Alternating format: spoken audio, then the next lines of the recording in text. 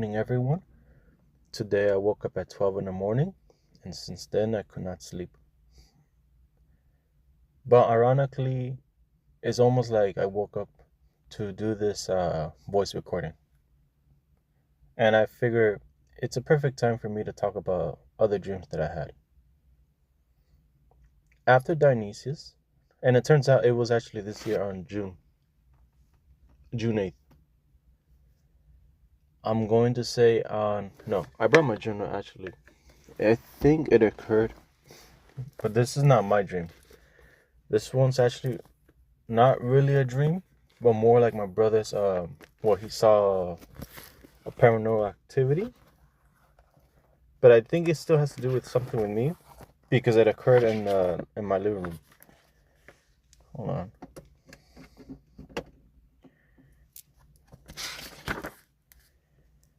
Okay, yeah. So this occurred on June 13th, 2025, at 1 in the morning. My brother was hearing a voice. He told me at the time that he was hearing it either between my living room or outside of the apartment. So he was like, he woke up and he still keep hearing that voice. All he could hear was, and it was a shout. At the time, this was during the ICE raid, so he probably was thinking like, oh shit, ICE is actually like raiding someone's apartment, right? Could it be us? He got up, decided to check it out, and it turns out there was nothing except that he saw a flashing blue lightning shining on the TV. It spooked him out, and after that it went away. He wanted to like he looked towards my bed, and he noticed that my position was in the Christ-like position, like literally how Jesus was crucified. And he woke me up, telling me, "Hey, are you okay?" I was like, "Yeah, what happened?" And he told me about it, you know. So I was like, okay, maybe I'm not dreaming about this, but it did occur to him, but probably giving us the message to both of us, you know. But all he could hear on the scream or the shout was "Get out! Stop working! Just get out!" That's all he was hearing, and that occurred at 1 in the morning.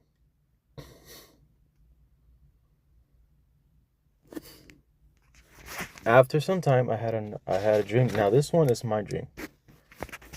Now, this occurred literally the next night, July 14th. Oh my god, I'm being fucking stupid. I'm just looking at the date and I'm fucking being retarded. The next night, a month after the incident of my brothers. Now this is my dream on July 14, 2025. Now this one, it does have to do with Jesus. And as far as I've been told, people will say, "Oh yes, that's actually really good." And then I'm like, "No, this one I'll take it as I don't know. This one's a lucid dream, but yeah, it's very vivid, you know." So I remember in this dream, I woke up in my living room, knowing that it was a dream. The first time I started hearing outside my apartment was this shout. So many people were shouting, right? So many people. I noticed that my two cats were there, sitting by my bed, you know, but they were looking at the doorway, and I looked towards my left. The doorway was actually open, not the front door, just the back door was open. And I'm like, okay, I know for sure that in the physical plane, this world, I closed that door for sure. but yeah, it's open in this dream. I noticed my mother and brother, they like, even my cats, they all wanted to go outside, but yet they were too afraid to go outside, knowing what they were seeing. I was like, fuck that, I'm gonna go outside and see what's up. I dressed up quick. Well, actually, no, I didn't dress up quick. It was more like I just get my boots. I like to use boots. I don't like to use shoes. Got my boots quick. I was all my clothing style is all in black. I like to dress all in black. Somewhat military-like style, but formal. I stepped outside. I opened the door, step outside, and I noticed in that, okay, the first thing I noticed is the sky.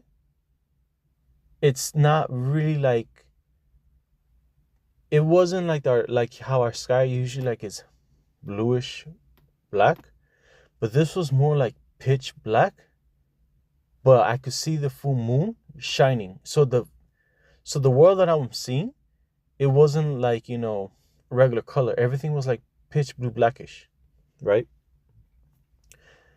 I did notice that what I stepped on, as soon as I stepped outside, on on a couple stairs, there's just two stairway down, that I stepped on a river of blood.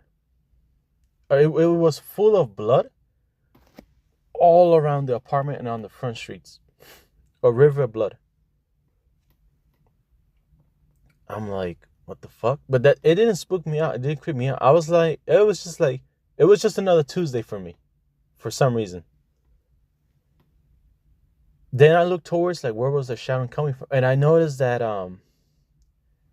this man was being like, bullied. People were shouting at him. People were just pushing him aside, pushing him around, throwing him like rocks and stuff. And I was like, that's fucking terrible. And technically, since I'm walking in blood, I was like, struggling to get over to him, but still, I made it. I made it to him. I start shouting back at the people like, "Hey, leave him the fuck alone. How would you like it if you were being treated like that? He has done nothing wrong."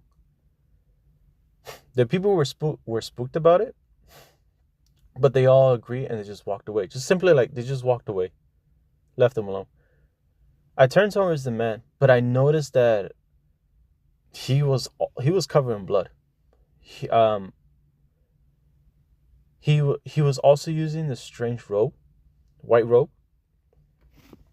But I can tell you that that's when my suspicion was starting to grow. Like, is this guy Jesus? Now, if this guy's Jesus, he is not like the guy in the portraits. Not like the guy how they drew him. His hands were like bleeding. His face was also covered in blood. And he looked at me like he was surprised that someone could stepped up and defended him. And I helped him get up because he was actually weeping on the pool of blood. Like, how would I say that? Like he was weeping, but his face was covering his face. But I noticed the hole in his hand, so I knew like this guy's probably Jesus, right? But it's almost like he did not expect me to give him a hand to lift him up, right? I told him that the people will stop bothering. Well, interesting enough that this was in the front street, the street where I live at. All as soon as I helped him, all that, all the river of blood went away. It disappeared. And now he looks clean. As soon as I turned towards him, because as soon as I helped him out, I noticed I turned my back on the apartment where I'm living at and the street, and all the river blood disappeared. Then I turned to him. He's clean. he looked at me like he's grateful for me to help him out. But to be honest, he didn't spoke to me that much, except certain facial expression that it was like a communication, you know. And he was telling me, asking me. This is the only time he ever spoke like, "Where do I need to go?" He asked me that. I noticed that only one light at the end of the street was bright light, you know. I told him, "You need to go that way. That is where you belong."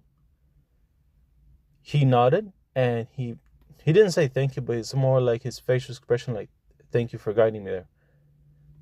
But moments later, he looked at me like, "I want you to come with me." I told him I cannot come with you because you you are meant to be there as I am over here. Now that's what I said. I don't remember clearly if I said anything else. It's hard for me to explain this because even though like this one's really complicated because despite me like writing things down, conversation is something that doesn't really like I have good memory of what I said or what they said. But it's almost like for the first time Jesus felt like he's being understood. You know? It's hard to say, dude. Like like I'm being pagan and my beliefs now is something like why now?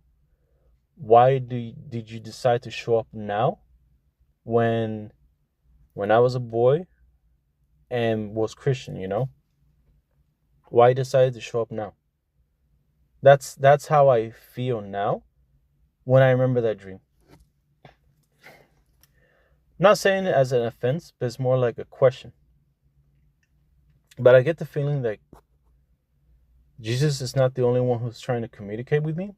There's Dionysius, there's Odin, Thor, Freya, and other gods that I've noticed they've been trying to communicate with me so much that I don't know, all at once in different time. For me, it's a trip.